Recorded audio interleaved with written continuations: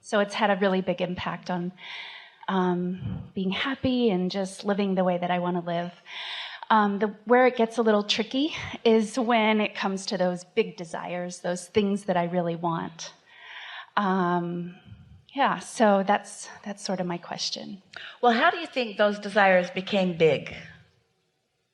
Wanting them for a long time.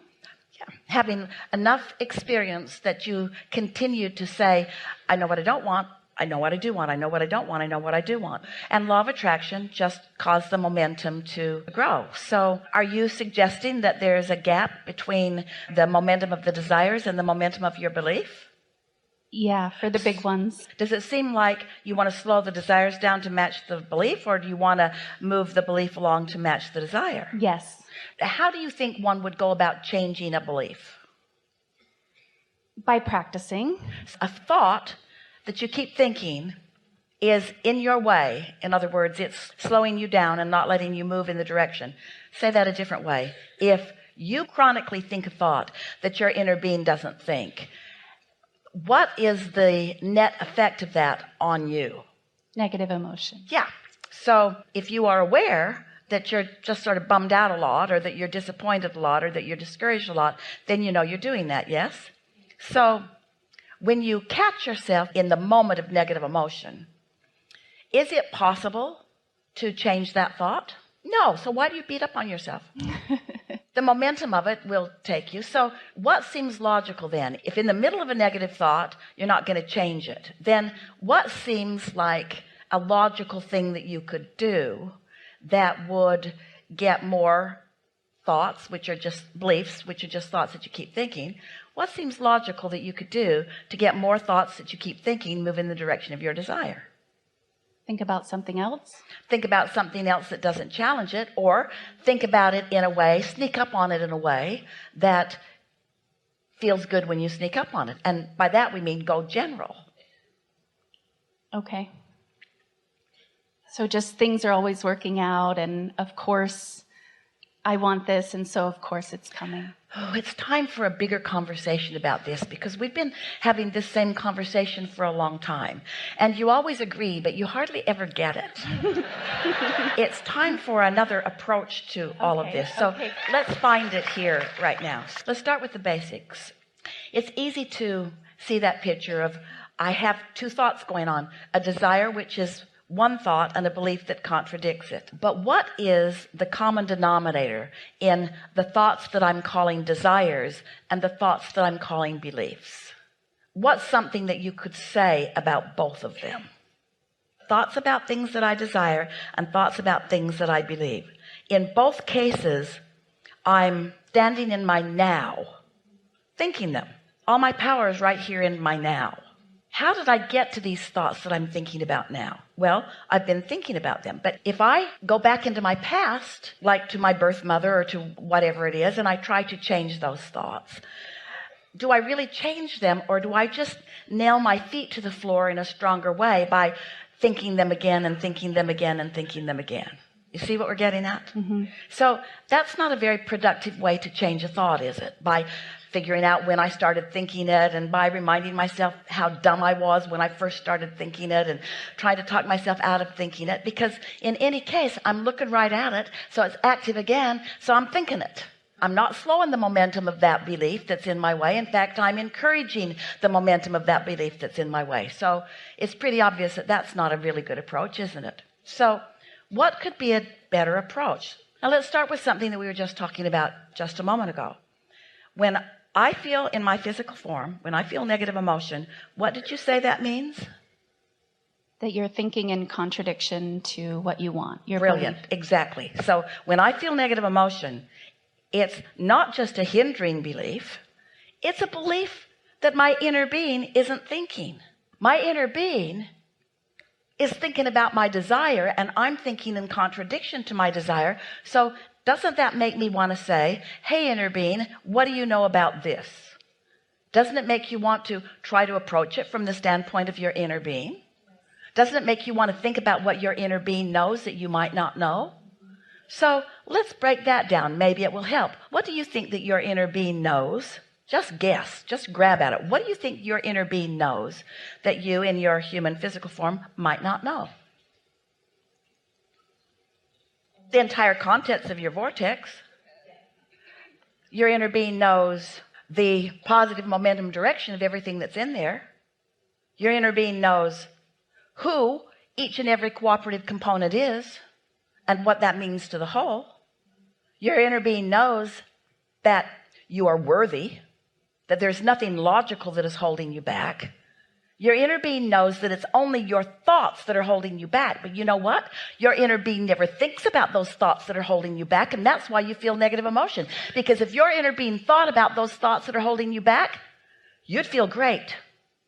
But your inner being doesn't think about the thoughts that are holding you back.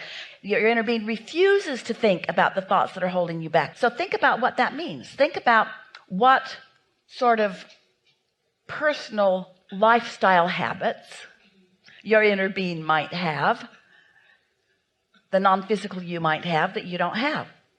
Your inner being never looks back, for one thing. Always looking forward. Your inner being never tries to justify anything.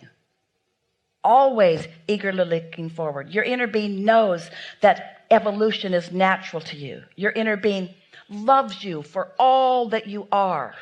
Your inner being spends no time thinking about who you were. Your inner being only thinks about who you are and more. Doesn't this give you some sort of lifestyle habit choices that you might want to make? Let's discuss this relative to another person. So let's say that there's someone in your life up close to you who's been giving you a lot of grief. It doesn't matter who it is. Let's just be general about it. And you don't like that feeling of discord.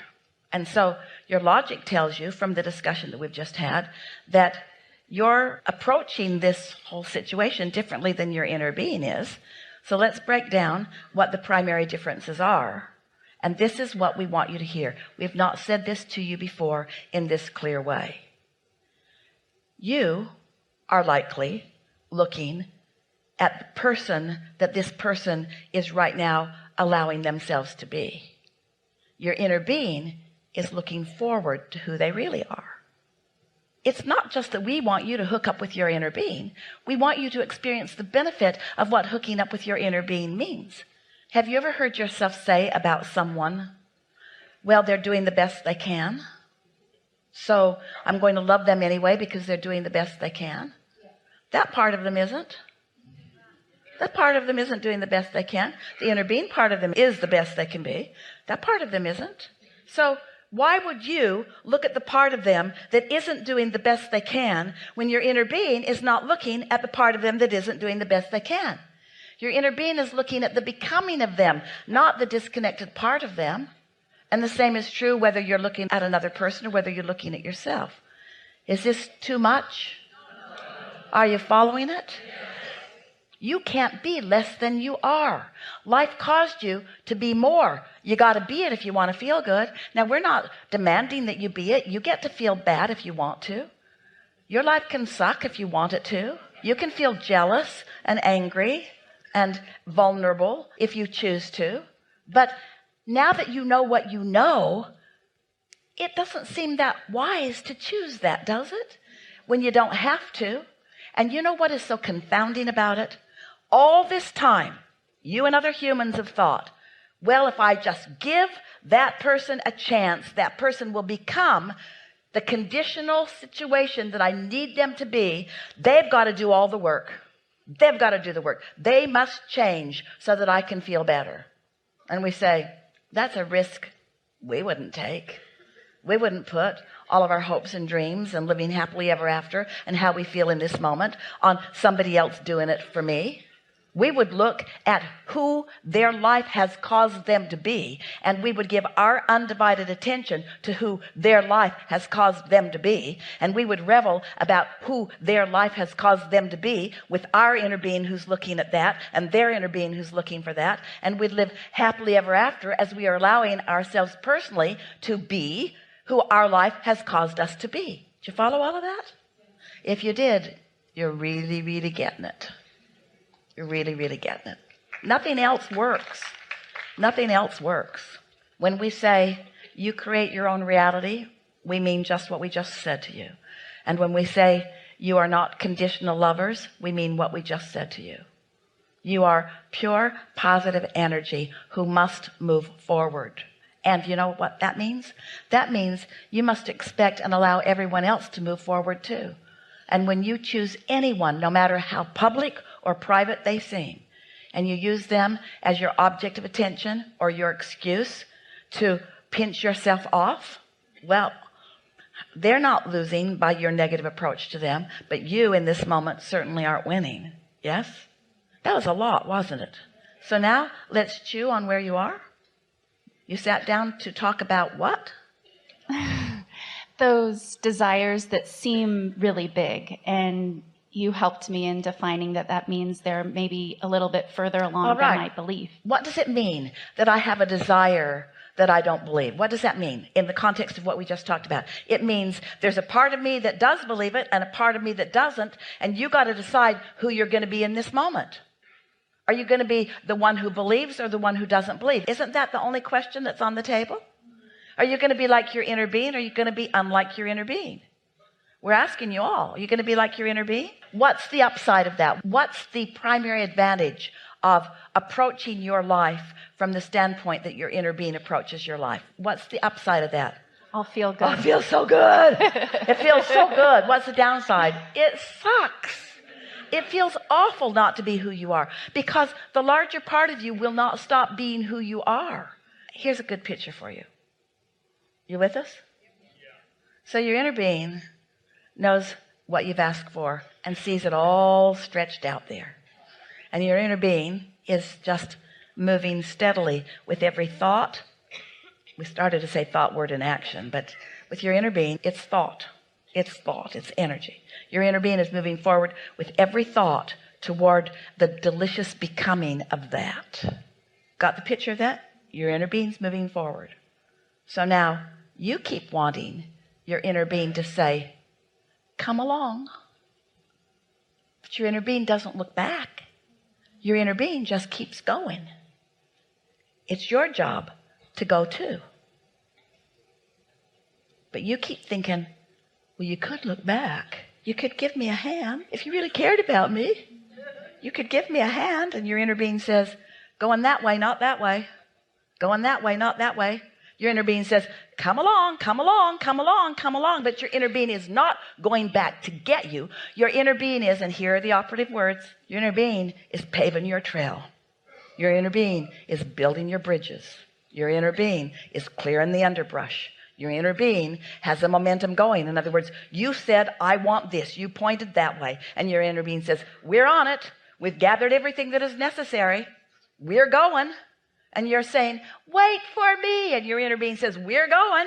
And you say, but wait, I can't keep up. And your inner being says, we're going, and we'll always be going. And eventually, if you want to feel good, you'll come along, you'll come along, you'll come along, you'll come along, you'll come along. We love you so much, but we want you to stop acting like humans. Humans are dependent on others. They want you to feel sorry for each other, and they want you, come along, come along. I'll do this for you that I see you cannot do for yourself. Your inner being will never say that. Your inner being cannot do for you what you cannot do for yourself. You got to hook up. We liked that. Really good. Enough? Really good.